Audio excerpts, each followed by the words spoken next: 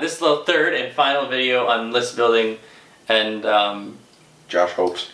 Yeah, I hope, because I got a lot going on, and I didn't get to it, and I'm sorry. We're going to talk about playtesting. When I made previous attempts to record this video in the past, they were always too short, and I was having trouble finding enough content to fill a video. So I brought Brian in, and we're going to talk because we disagree a lot. Alright, so the first thing we want to talk about was finding a group.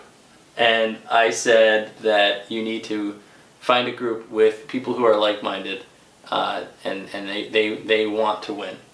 Yeah, by what we mean by that is that if you have the option and you want to build a tournament list, you'd like to find other players building tournament lists. Because the last thing anybody wants, if you look at Age of Sigmar fans on the Facebooks, is if you take a tournament list to somebody who's building a narrative list, neither of you are really going to enjoy yourselves.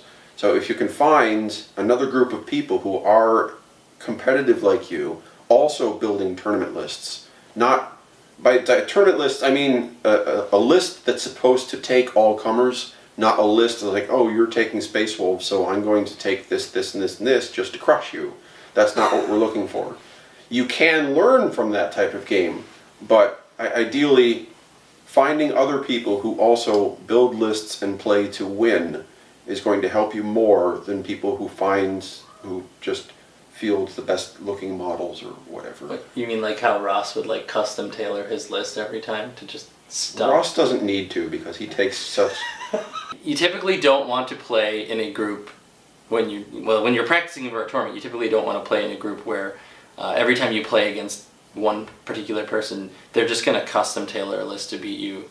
Because quite frankly, you're going to go to an event and you're never going to see that list, and sure, it'll teach you what your shortcomings are, but eventually you have to learn how to win.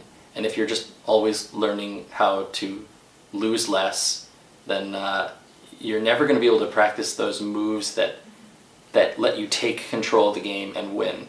So you really want to play a list that would be taken to a tournament. You want to play a variety of lists. So yeah, sure, there's going to be lists that are bad matchups, but the idea behind playtesting is you want to play against whatever the top lists out there are at whatever point in time you're playing the game. So if Stormcast and Tzeentch are a big deal, yeah, they're completely different, but I want to play against both on a regular basis. Yeah, and this is obviously going to be limited by the player group in your area. For instance, for our group, we don't really have a choice. We're going to be playing one of 3 flavors of Chaos. We don't have a Stormcast player, we don't have a Tzeentch player, we don't really have a Seraphon player, so... Well, you have Seraphon. Yeah, sort of. But you refuse to play it. I don't refuse, I'm just more interested in doing other things. So our next point is that when you're not filming for YouTube, and you're not trying to win Best Painted the next day, proxy anything. Yeah. Like, bring soda cans as Land Raiders. When you're practicing, it's fine. Like if or Bastiladons. Or Bastiladons. If you have somebody that is complaining for you taking a juice box as a chariot, then you're not playing the right people. Because this is an expensive hobby. And we've all been there where we've spent $300 building up and painting units that the next month an FAQ comes out and they're crap now. Right. So proxy everything and learn which units are best. Learn which units you're always going to take and then buy and paint up those ones. I completely agree with that. And I wish I took that advice. I got lucky with my Skull Crushers because they used to be crap, and I loved the skull, so maybe it was different, but after GH 2017 they became like really awesome, so I'm planning on painting I think 12 more. So yeah, proxy everything. Proxying should not be frowned upon, and if somebody is mad that you proxied in your juice box as a Bastiladon, then let them be mad. Don't get mad. You can put the straw in there as the solar beam. That's right, or the snake. It could be the snake coming out. Play every scenario. Yes. So that was something we didn't do enough of, I don't think, when we practiced for Du Bois. Yeah, well, I mean, there's also the time limit thing, but a new General's Handbook comes out, and it comes out with 6 new match play scenarios, and you should be playing every single one of those scenarios. Right, and every army is going to have like different strengths and weaknesses in each scenario. Mm-hmm. So it's super important that like not only you playtest that variety of different armies and lists, but you playtest them in as many scenarios as you can, and you really learn what the strengths are and weaknesses are of your army against each list in every given scenario. Well, the other thing that is to consider is like if you've at least read all 6 scenarios, you have an idea of what kind of things you need to take in your list to address the majority, if not all of those scenarios. For instance, in General's Handbook 2017, you know you're going to need heroes/behemoths for 2 places of death, or whatever it is.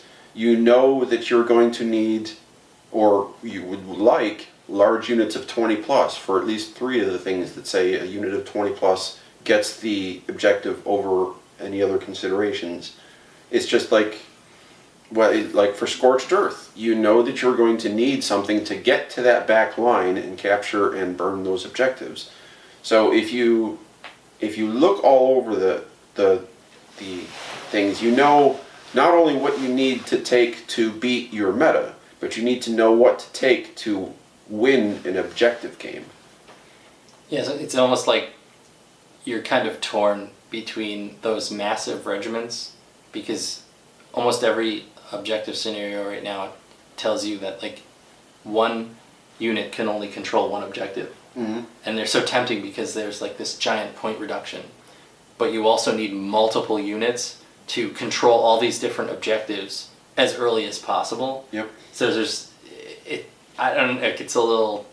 I don't know. What am I gonna do? Am I gonna like take this nice, juicy point reduction, or am I gonna build this list so that I can make all these objective things happen? And you got to play test to figure it out. Yeah, but I think there's always going to be things that you need to do in your lists. You're always going to need heroes. You always want as many wounds as you can get on the table. I think I underestimated in the event we played the importance of just having just a sheer volume of wounds on the table. I think that regardless of the massive regiment discounts, at this current meta, if you can field 250 models, you win. Yeah, it's just hands down. They just can't deal enough damage to you. I mean, if you're going to be like me with that hobby dedication, and you want to field 140 skeletons, you're going to win. And it's kind of a pay to win scenario, because this is Games Workshop. They want you to buy models, and they want you to buy paint. And if you can force yourself, discipline equals freedom. If you can force yourself to sit there and paint 150 skeletons, you will be rewarded for that effort. Now that said, you may go to time trying to move 150 skeletons. Movement trays. So buy movement trays. Don't concern yourself too much with like the efficiency of your pile-ins when you have 150 skeletons, because you need to make time. Yes. Make sure you talk about your games when you're playing with your opponent. If you see something that they do that you think could potentially be a mistake, tell them. And quite frankly, if you're not practicing for tournament culture, which we'll talk about later, let them take it back. Because you're trying to learn how to play. And you want to be always making the best decisions when you go to a tournament. But talk it over with your opponent, and if it's possible, let them take it back. Who cares? Well, I think this is the golden rule kind of thing. Treat your opponent like you want to be treated. So if you let him take back moves, and you tell him, okay, you probably should have moved this here instead of there, and here's why, what you're hoping is that your opponent will do the same for you, and that way you're both learning. Well, I'm not saying do it in a tournament, though. No. It's like in a practice game. Oh, yeah, okay. Because I know that when I play against you, it's like, unless it's something that you're just like, oh my god, I just moved 40 models, and yeah, sure, you can take that back, but there's really no way. At that point, you're just like, well, I just moved 40 models, like how am I going to take that back? But the other thing that on this point is that we have kind of the luxury at Masterpiece Miniatures in that I force everybody to do a review at the end of the video so that you can learn what we learned. I think, and also we get the chance to watch our games almost like replays that athletes watch, and that is surprisingly beneficial. So I know that Games Workshop now has little journals that you can buy, so you can take notes on your battles. I'm sure you can figure out something that you don't have to spend $22 on to do that. But the idea is talk over your games with your opponent, with your friends. Go over what you think you did well, what you think you could do better for next time, and just kind of keep that in mind. The more you do it, the faster and easier it sinks in, and the better you get. If you ever want to come down to Albany and play a game with me and Brian and have your video recorded, feel free to do that, and you can learn from your mistakes or teach us to learn from our mistakes. L2P, Josh. L2P. Alright, so the next thing. Don't get salty. Wow. That. I'm looking at you, Brian. Don't get salty. Hey, remember that time my brutes made a 10-inch charge and killed your skull crushers on turn 1? That was not salt. 100% pure salt. That was definitely salt. A little salt makes everything taste better, but don't go too far with it. Don't get mad that you got crushed. Don't flip the table because the Beast Claw army across from you killed you in 22 minutes. Learn from it. Right. Like, accept the fact that you're going to get crushed sometimes, and the best thing to do is, okay, what can I do better next time? And if you're playing against somebody that won't tell you what you could do better next time, then you're playing the wrong person. Yeah, essentially. And, unfortunately with the state of the game, sometimes the only lesson to learn is, okay, I don't want to play Skyfires anymore. Right, or sometimes it's just you rolled poorly. Like I played a game against Rob yesterday, and he's playing Chaos Dwarves. He missed every shot he fired, and he must have fired, oh god, like 30 rounds, like that could have done anywhere from 1 to multiple d6 damage. He missed every single one except for like 3, did like 3 damage to a Slaughter Priest. And I stomped him. And it's not his fault. It's just sometimes you roll bad, and then that's all you gotta chalk it up to. There's no strategy that could have won if you roll bad. So the things we've gone over in this series is, number 1, know the rules. And I would say, as a corollary, have somebody else read your rules so that you pick up on things you missed. There are so many things that Josh and I still miss on War Scrolls just because we think we know them and we glance over them. So have somebody else read the rules with you. Unit types. Josh went over 6 different unit types, and I think against his advice, I've narrowed it down to 3 different things. So you need 3 things in the list. You need something to accomplish the objectives, or something to just do damage. We'll call that the hammer. You need something to prevent your enemy from accomplishing objectives, or just a solid defense. We call that the anvil. And then you need support. If you have synergy, take it. Battalions, heroes, buffs, anything like that to help you, help your hammer or help your anvil or help everything. Winning moves. So this goes with knowing your rules. It's how can you take the units you want to take and win with it? Which synergy to take? How does that synergy win in a given scenario? Right. How does your hammer do the damage that you need it to do to the best of it can do? And how does your anvil stop things from happening to the best it can? So if you have +1 to hit buffs, why aren't you taking them? If you have reroll saves on a spell, why aren't you taking that? That kind of thing.